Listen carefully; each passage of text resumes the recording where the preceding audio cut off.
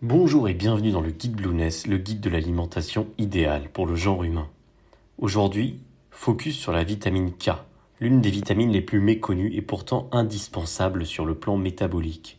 Tout comme les vitamines A, D et E, la vitamine K est une vitamine liposoluble, c'est-à-dire qu'elle est stockée dans les lipides de l'organisme. Elle a été découverte dans les années 20 par le biochimiste danois Carl Peter Henrik Dam qui, après avoir prodigué un régime pauvre en lipides pendant plusieurs semaines à des poulets, a constaté que les animaux souffraient d'hémorragies persistantes. Il en a conclu qu'une substance à effet coagulant manquait à l'alimentation des poulets.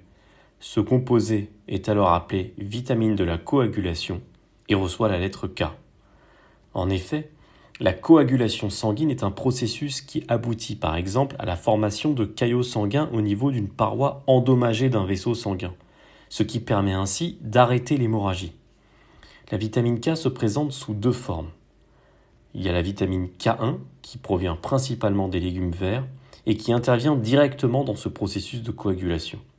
Il y a ensuite la vitamine K2 qui est produite principalement par des bactéries dans le côlon ou qui apparaît dans certains aliments à la suite d'un processus de fermentation, comme par exemple le fromage.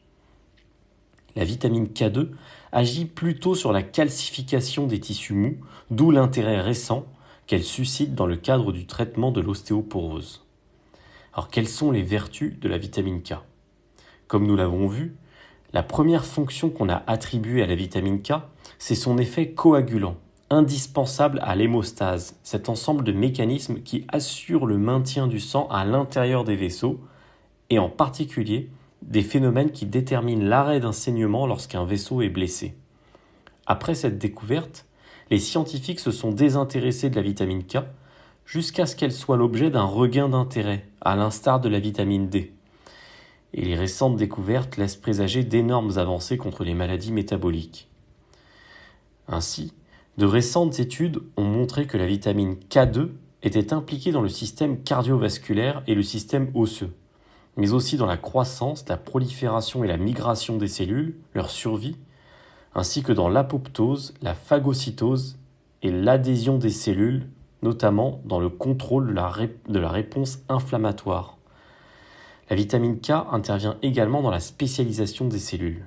Ces découvertes montrent que cette vitamine est impliquée dans de nombreux processus métaboliques indispensables à la santé.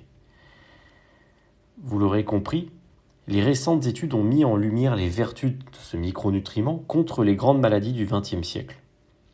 Ainsi, les personnes qui ont une nutrition relativement riche en vitamine K2 ont ainsi une meilleure santé cardiovasculaire et ostéo-articulaire et présentent une meilleure prévention contre les cancers et les maladies inflammatoires, et même contre la démence.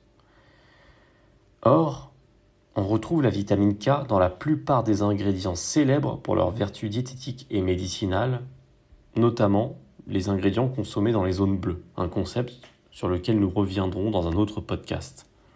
Alors, quels sont les aliments riches en vitamine K ?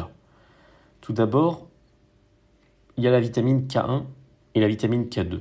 Les aliments riches en vitamine K1, ce sont principalement les légumes à feuilles vertes, comme par exemple le thym sec, le persil frais, les feuilles de blette, ou encore le chou frisé, l'épinard cru, le basilic frais.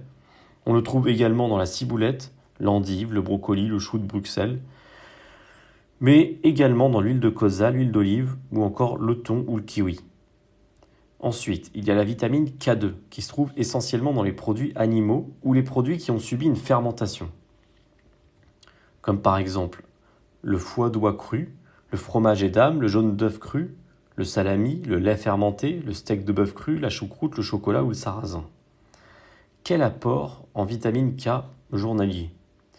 Les pouvoirs publics recommandent d'en consommer environ 1 microgramme par kilo de poids de corps, ce qui correspond donc à 75 microgrammes par jour pour un adulte d'environ 75 kg.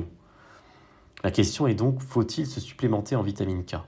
A priori, dans le cadre d'une alimentation relativement saine, nul besoin de prendre des suppléments en vitamine K. En revanche, cela peut être conseillé dans certains cas, comme les personnes à risque hémorragique, les personnes souffrant de malabsorption intestinale, les personnes âgées, les personnes souffrant d'ostéoporose, les femmes enceintes ou celles qui allaitent et les bébés prématurés. Il convient donc de privilégier l'apport en vitamine K à travers une alimentation saine, en tirant profit de tout ce que les aliments vont vous apporter par ailleurs, plutôt que via une supplémentation synthétique. Toutefois, certains multivitamines couvrent un certain apport en vitamine K, et notamment en vitamine K1. Il n'y a a priori rien de contre-productif à se supplémenter dans des doses raisonnables, par exemple 50 à 75% des apports journaliers recommandés. En guise de conclusion, vous l'aurez compris, la vitamine K était surtout connue au départ pour ses effets coagulants sur l'organisme, mais de nouvelles vertus ont été mises en lumière. Ainsi, des études relativement récentes ont montré qu'une augmentation des apports en vitamine K serait associée à une diminution de la mortalité par cancer ou toute autre cause confondue. L'augmentation des apports en vitamine K1 plus précisément limiterait le risque de mortalité cardiovasculaire. Ce sera tout pour la vitamine K. À très bientôt dans le guide Blueness, le guide de l'alimentation idéale pour le genre humain.